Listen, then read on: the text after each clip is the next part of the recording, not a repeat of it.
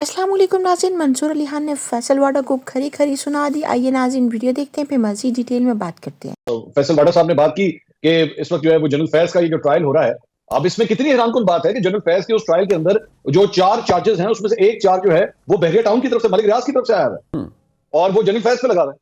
और वो इस बात का लगा हुआ है कि जनाब आपने मेरे पैसे पूरे नहीं दिए। तो 190 मिलियन पाउंड केस के अंदर आप इमरान खान को तो टारगेट कर रहे हैं, करें बिल्कुल, ये मत समझिएगा कि मैं ये कह रहा हूं कि आप उसको छोड़ दें, बिल्कुल टारगेट करें, एहतसाब कड़ा होना चाहिए। लेकिन ऐसा किस तरह हो रहा है कि बहरिया टाउन का जो मालिक है, जो रिश्वत लेने वाला है एलिजिडली, उसके हवाले से सारा एक्शन हो रहा है, जो देने वाला है उसके हवाले से हमारे पाकिस्तान के तमाम टेलीविजन चैनल्स के ऊपर उसकी हेडलाइन चल रही है कि जनाब उसने एक और प्रॉपर्टी का प्रोजेक्ट लॉन्च कर दिया। How wet is that? ये इंसाफ हो रहा है? ये मजाक नहीं हो रहा तो और क्या हो रहा है? वो शख्स जिसके ऊपर पूरा केस 190 मिलियन पाउंड का चलता है, उसकी तरफ से उसकी ऑडियो आती है एलिजिडली कि जनाब वो हीरे की अंगूठी 3 कैरेट से 5 कैरेट की देने के लिए तैयार हो रहा है, वो अपने पैसे एडजस्ट करवा रहा है सुप्रीम कोर्ट, उसके अगेंस्ट किसी किस्म का कोई एक्शन ये रियासत नहीं लेना चाह रही। क्यों?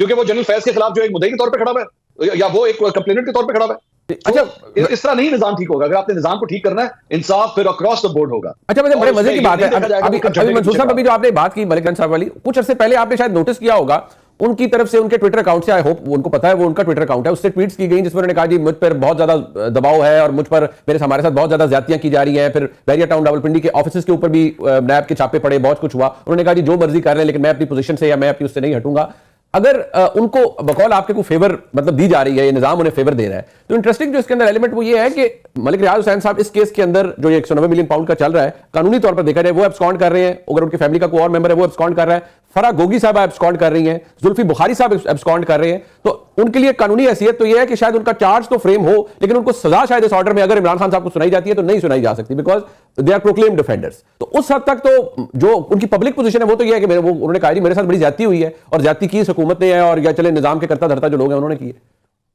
सर मुझे ये बताइए कि फैसल वाडा साहब के भी दोस्त थे, हमारे भी दोस्त थे, आपके भी होंगे और डेफिनेटली शहजाद भाई के भी होंगे। अरशद शरीफ साहब को मुत्तहिदा अरब अमीरात छोड़ना पड़ गया था, वहां से छोड़ के एक दूसरे मुल्क में जाना पड़ गया था, क्योंकि जाहिर बात है उनके मुताबिक रियासत जो है वो इतनी तगड़ी थी कि वो सब कुछ हो रहा था और ये मजबूर हो रहे थे कि जनाब ये करना पड़ेगा। आज क्या रियासत इतनी कमजोर हो गई है कि वो एक शख्स जिसके अगेंस्ट इतना बड़ा केस है, वो मुत्तहिदा अरब अमीरात के अंदर इतना बड़ा हाउसिंग प्रोजेक्ट खोल रहा है, उसको कोई पकड़ने वाला नहीं है। वहां की हुकूमत से आप कोई बात भी नहीं कर सकते कि जनाब इसके ऊपर बड़े सवेर किस्म के चार्जेस हैं, सानू दो, साढ़े वाले करो। तो आपको लगता है कि ये सिलेक्टिव, आपको लगता है कि ये मतलब हम एहतसाब कर रहे हैं बट जैसे सिलेक्टिव एहतसाब की जिसकी मर्जी होती है, वो निजाम वाली जो बात प्रिंसिपल कर रहे थे, मैं जरा इसके ऊपर शहजाद साहब ये इस बात को बुलाया नहीं जा सकता कि जिसने प्रेस कॉन्फ्रेंस की उसके लिए आसानियां ही आसानियां होंगी, जिसने नहीं की उसकी मुश्किलात ही मुश्किलात। ये इस निजाम का इस एहतसाब का बहुत इंपॉर्टेंट है, तो फिर ये एहतसाब नहीं हो सकता। ये बड़ी चीज है, इसका जवाब एंड में आके वाडा साहब बताएंगे हमें। लेकिन शहजाद साहब एक बात है, ये जिस तरह से हमारे सामने है पूरा नैरेटिव है पूरे पाकिस्तान तहरीक इंसाफ का, जिस पे उन्होंने डिफेंड किया है खुद को 9 मई के खिलाफ कि जी हमने नहीं किया, they were not our people. Even जब सजाएं हुई मिलिट्री कोर्ट्स में, कुछ की फुटेजेस साथ लगाई गई और उनके बारे में भी पहले इमरान खान साहब ने गिरफ्तारी से पहले वो ये कहते रहे कि आप दिखा दें हमारे लोग हैं तो ठीक है, हम उस पर रिग्रेट भी कर लेंगे, अफसोस का भी इजहार कर लेंगे, माफी का लफ्ज़ शायद किसी ने इस्तेमाल नहीं किया। लेकिन ये जो अब गंडापुर साहब ने कहा है, is this something which brings us close to an admission of guilt या it hasn't got anything to do with 9th May in particular?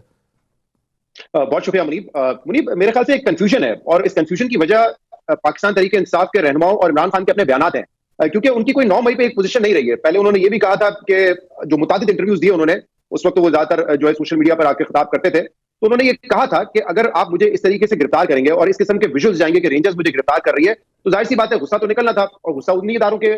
सामने निकलना था या वहीं पर एहतजाज होना था जिन के ऊपर इल्जाम है कि उन्होंने मुझे गिरफ्तार करवाया। ये भी वो बात करते रहे। फिर वो आप देखें इस मुकम्मल तौर पे तो कभी भी पीटीआई ने अपने लोगों को डिसोन नहीं किया है। अभी जो मिलिट्री कोर्ट में इतने सारे ट्रायल में जिसमें हसन नियाजी साहब है, दीगर लोग हैं, पीटीआई उनके लिए आवाज उठाती रही है कि इनका ट्रायल मिलिट्री कोर्ट में नहीं होना चाहिए, सिविलियंस कोर्ट में होना चाहिए, या इनके ऊपर आप एंटी टेररिज्म कोर्ट में चलाएं जैसे आप दीगर लोगों के खिलाफ चला रहे हैं। लेकिन कहीं कहीं फिर वो ये भी आके बात करते हैं कि फॉल्स फ्लैग ऑपरेशन है, जिससे मैं अखज़ ये कर पाया हूं, जो उनकी एक कॉन्स्पिरेसी थ्योरी है, जो पीटीआई की कॉन्स्पिरेसी थ्योरी है, वो ये है कि शायद इनिशिएट किसी और ने किया, लेकिन हमारे लोग भी क्योंकि गुस्से में थे तो वो भी इसमें शामिल हो गए, तो लिहाजा पहले उन लोगों को बेनकाब किया जाए जिन्होंने इनिशिएट किया। अब ये उस किस्म की थ्योरी है जो पाकिस्तान तहरीक इंसाफ देती है, और फिर वो ये कहते हैं कि फिर आप सीसीटीवी फुटेजेस दें ताकि हमें पता चल जाए कि पहले किसने आके जलाओ घेराव शुरू किया था और फिर बाद में हमारे लोग मुलविस किए। मुझे उनकी ये बयान समझ आता है, जो मेरी अंडरस्टैंडिंग है। अब ये कॉन्स्पिरेसी थ्योरी प्रूव तो नहीं हो सकती इस तरीके से, क्योंकि जो लोग हमारे सामने वीडियोस में आए उनको वो ओन भी करते हैं, कुछ की केसेस में मुआफरत भी कर रहे हैं, कुछ के लिए आवाज भी उठाते हैं, तो इसलिए थोड़ी सी कंफ्यूजन है। जहां तक अली अमीन गंडापुर का ताल्लुक है, देखिए मेरे ख्याल से एक्सेप्टेंस ऑफ गिल्ट नहीं है, लेकिन इसकी जो टाइमिंग है उससे मेरे जहन में एक सवाल ये आता है کہ کیا تحریک انصاف اس پورے معاملے کو اب کلوزر کی طرف لے کے جانا چاہ رہی ہے؟ کیونکہ آپ بھی باخبر ہیں، آپ کو پتا ہے کہ ڈی جی ISPR نے ایک موقع پہ کہا تھا کہ دیکھیں اگر یہ صدقے دل سے معافی مانگ لے تو معاملات آگے چل سکتے ہیں. پنشمنٹس کی بھی بات ہوئی ہے، پنشمنٹس ہوئی بھی ہے ملٹری کورٹ سے. اگر کوئی معاملات آگے جا کے سیٹل ہونے ہیں نا تو وہ 9 مئی کے کلوزر کے بغیر تو نہیں ہو سکتے، جو کہ بہت امپورٹنٹ ہے حکومت کے لیے، بلکہ حکومت سے زیادہ اسٹیبلشمنٹ کے لیے. تو کیا آپ تحریک انصاف جب جوڈیشل کمیشن کا مطالبہ کر یہ تھی آج کی ویڈیو کے بارے میں اپنی رائے ضرور دیجیے گا. چینل پر نئے ہیں تو چینل کو سبسکرائب کرنا مت بھولیے گا. ملتے ہیں اگلی ویڈیو میں، تب تک کے لیے خدا حافظ.